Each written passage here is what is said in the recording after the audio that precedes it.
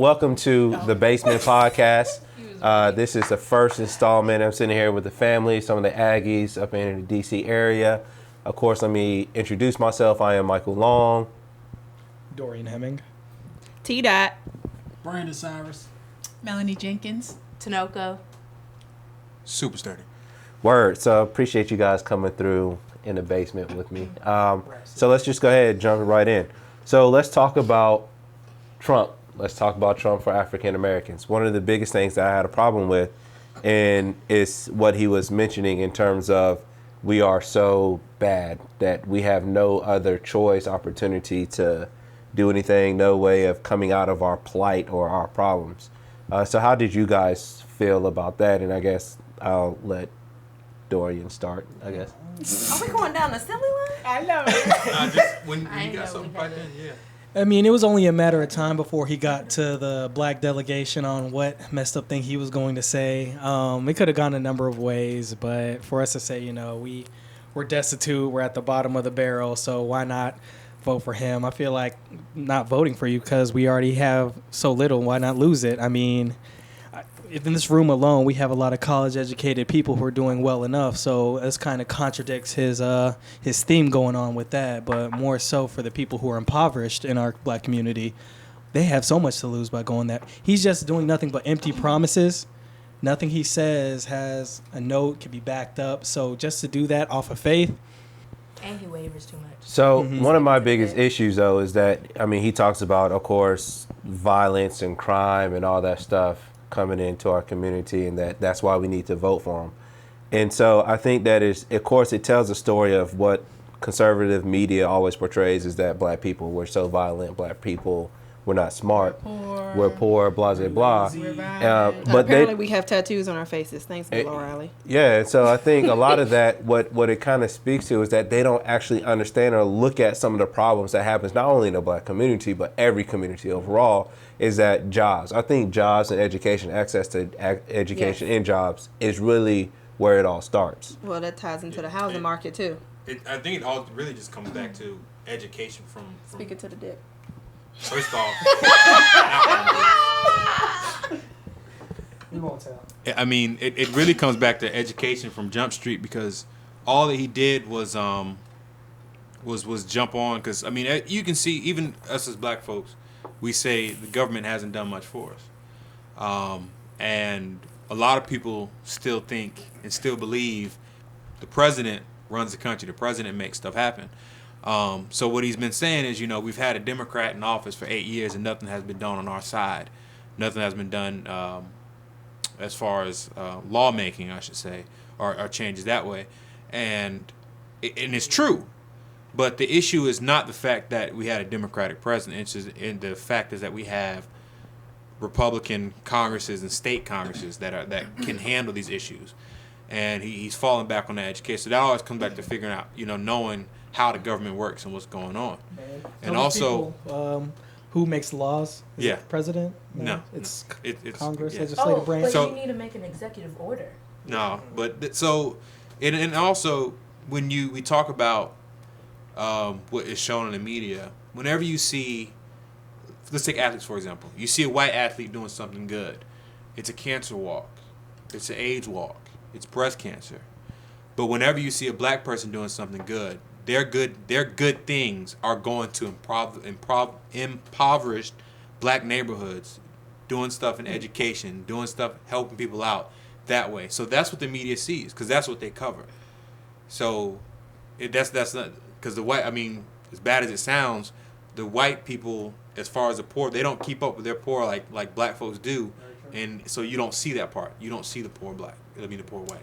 The thing that bothered me about what Trump has to say and what ties into what Aaron was talking about is the statistics. Okay, he said 58% of 59. I remember that. 59, 58, whatever, of young black Americans. Mm-hmm. And the age range for that group was like 18 to 25. No, it was 16 to 24. Speaks to the dick. It was 16 to 24. 18, 25, 16. No, but we on the same page. The point of the matter is, we're talking about people who are supposed to be in school. We're talking about people who are supposed to be in college. So we're talking about people who technically are not supposed to be employed. Right. To speak. Right. So, like, don't make our situation seem worse than what it is. Skewing the data. We're in a bad situation. We all know that. But don't try to make it seem like when we're just so god awful. Right. And that's the thing that I didn't like, because to me, it's not what you say, it's how you say it. And it's who you say it in front of too. No, not only that. It's not, to me, it's not what you say, it's how you say it. And his address, his delivery was not right. What did it say to you? Well, to me, his delivery wasn't coming from a place like, here, let me help care. you. Right. Right. It was just, you're bad, let me tell you all the reasons why. That's his delivery from jump though. Everything Right, that's he his talks delivery about, with that's how he everything comes that's across. not- It's the Privileged scare. white. Of course, this politics or this political season right now, or really for the Republicans, it's all about scaring. Let's fear the majority people, which is white people, into voting for at least trying to grab their vote or and to vote for Trump and put him in office. So today, Trump goes to an African American church, right? And he wants to speak to them to garnish their vote and try to seem like he is going to, he is the candidate for them. So how does that make you feel? Trump going to an African American church to gather votes? Please don't sit in front of my face and then lie to me. Because you're not going for the African American vote. You're going to get the white suburban woman vote. Because that's what your problem was in the primary elections. And that's what you're trying to find now. How is that connected? But yeah. Because what happened was, this is what I've done a lot. Roland Martin said that what happened in the primary elections when he only got 13% of the Republican vote is he scared a lot of white suburban women who had guilt of saying, I'm not racist, I'm not prejudiced, so I'm not going to vote for this guy. Okay, so he's trying to soften his image with the racism by going to the... I went to a black church. I went to talk to Hispanic. I went to Mexico. So, yes, but he lied when he came back from Mexico. So come on, I'm not racist. Come on. But I mean, you like you're saying, don't lie to him from. I mean, what has he said out of his mouth that wasn't a lie? So like, at what point can you say don't lie in front of my face? You know he about to come lie to you. So in the church. Black people ain't dumb. We ain't stupid. Well, we're too forgiving. That can be said for a lot of politicians. We all know politicians lie. Yeah. But at least have the decency to give me something good. Or keep your lies straight. You know what I'm saying? Exactly. Like, quid pro quo. If Yeah, you're gonna do just- something if messed you up, at least you're benefiting the step community. your game up. I know you Give can me be a snake. something at least worth believing. You standing up here now, what you're doing is not. It's just like, okay. And don't give me Omarosa as your black expert. Like, yeah, like. So how do you feel? I know in my workplace we have the black chick from The Apprentice. You know she was just on the TV. Bruh. He know Omarosa. For the record, I stream. I don't deal with the devil cable companies anymore, so I don't watch He the was show. just That was like 10 years Right, ago. right. NBC is not cable. in ways. Ignore light skin. Have any of you in at work, because I have, and it's rather hilarious. You're mainly white coworkers. I barely have any black coworkers, but we're not going to go into that right now. I'm half of two. I'm sorry. Have you experienced Night. one of your white coworkers pretty much saying that they won't vote Democrat, so they have to vote for Donald Trump? Not open. No, not I don't work in that environment. One that said he only vote Republican, but he's not voting at all. Because he literally said this is a shit show. Because it's their thing is lesser of two evils, and I've had a lot of deals, a lot of dealings with people at work where the lesser of two evils doesn't come down to actually what's the lesser of two evils. It comes down to I'm a Republican, so I'm gonna vote Republican because they're both. I'm not gonna say they both quality candidates, but instead of saying I can't vote for Hillary, I can't vote for Trump, but I'm a Republican, so I vote for Trump, and that kind of irks with me. That kind of burns me up inside. Well, what do you say to them? when you Eat hear a that. dick. So No, you don't. So look, I'm just going to assume that everybody sitting at this table is not going to vote for Trump. Or right now, we are not looking at Trump as our candidate. That's my choice. Hillary, I but mean, got no it- So choice. you lying. That's what I was gonna say. Like, That's my choice, and it's none of your damn business. As far as someone being a Republican and feeling like, you know, Trump is not necessarily who I want to vote for, but because I'm a Republican, I'm gonna vote for him. How do you?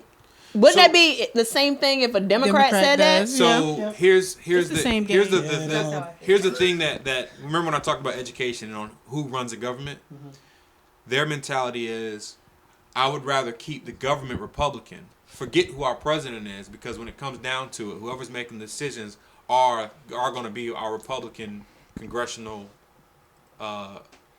Constituents, Yeah. representatives. So what happens is, the ideals that they want, the ideals that they represent will still be, because when you have a majority, just in any election, especially when you think about the midterm elections, Right. with that's when Republicans take over, because the Democrats don't go out and vote because it's not a presidential election. Yeah. So what they do is they take over these times. So they're saying, we can have a Democratic president, we can have a Republican president, but if I vote, because when I go to vote, I'm going to press straight Republican Yep. ticket. And see, that's the scary that's thing. what kills it. That's the scary thing for the GOP in this political season, because you have the establishment who have been trying to drive away Trump's support. However, he pretty much taken over that entire party. So they don't know how they're going to vote down a ticket. They're really afraid that the House of Representatives or Senate is going to lose the majority of the Republican seats that they have now. That's the GOP's fault for getting in bed with the Tea Party. Yeah, because that's all they Because when the Tea Party wasn't this big thing until President Obama.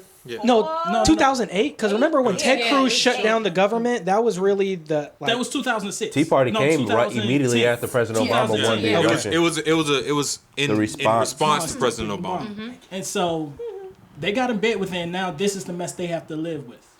And I take the state of California.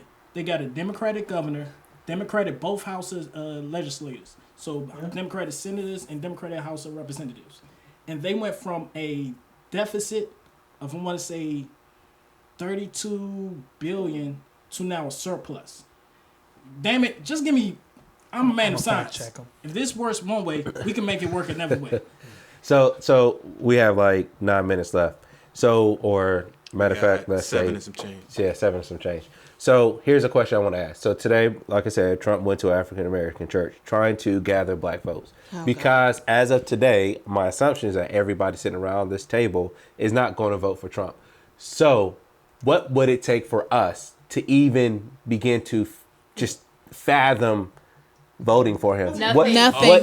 No, but let's seriously talk. Now, when Let's- you no. you mean us personally or us as black people? Let's say us as black people. Okay. Let's say let's think. So I'm gonna speak for themselves. I'm gonna try to take my first swing at this, right? I think one of the first things he should have done today is I apologize, right? He should have come out in front of the congregation and says, I apologize. Well, what are you apologizing for?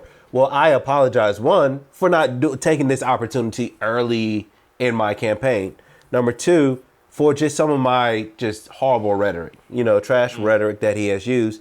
And then I think what else he should have done or he could do is elect somebody or bring somebody that's black into his campaign, such as a Colin Powell or Condoleezza Rice, to at least listen to somebody because he's not going to get like a Van Jones or a Donna Brazile to come into his campaign to help him. So y'all been to church, right? And the elders of the church, right? They're all about respect and disrespect, right?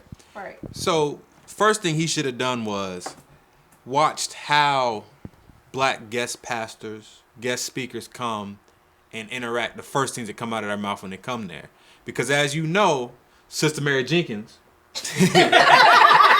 if he comes in Don't be talking about and my he aunt doesn't like greet, that. he doesn't greet the congregation. elders. If he doesn't greet the elders, if he doesn't greet the pastors, The deacon and if deaconess. he doesn't think, if he doesn't do certain things, they're not even gonna listen to a word he has to say. Number one, and then number two, with the young folks, you can just listen to anything going on. When it comes to money, they listening. So if he starts telling his lies about his money and what he can do with that, then he can kind of get in. But like I said, in the church, once you just do the respectful thing, then people start listening, and you can tell all the lies you want. and they'll take something from it. And as long as they got something from it and something to remember. Mel's holding that mic like she's trying to put some bars down. Go ahead. That's it. She got a strong Basically, grip. Put basically, lipstick on the pig, bro. basically, but it ain't gonna be a lady. And at the what you're describing is requires Trump to care, to take the time to understand the African American community, which he's not going to do. Nah. So what He things hasn't could he done. do? What things Yes, could he he do? does. So hold on. Let her finish. So for me to answer your question is at this point in time today, there's nothing Trump could have said or did that changed my perspective on him. Point blank. Period. Especially being in the middle of an election. Okay, because now everything you do from here on out is going to be critiqued and thought of as just a move for you to get the vote. Now, what he could have done is just started off on the right foot. All these things y'all saying now, if he would have just started like that, I'm in line with that. I would have been dead on with it. And I keep saying this over and over again. Black Christians are some of the most conservative people in this country. If it wasn't for GOP racism and xenophobia, there'd be a bigger a group of black Republicans easily. Because there's actually a lot of black Republicans that are, well-to-do, well-off. They have high salaries, things like that. So if he, like Mel said, if he had started off the primaries with being more open and saying, you know what, black people, you are Americans, let's keep people from taking your jobs, he probably could have used that ignorance and fear to sway more black votes.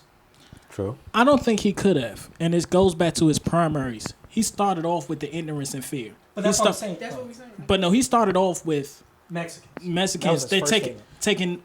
Well, we're to be honest in this history, in the country's history, we only one step away from being Mexicans.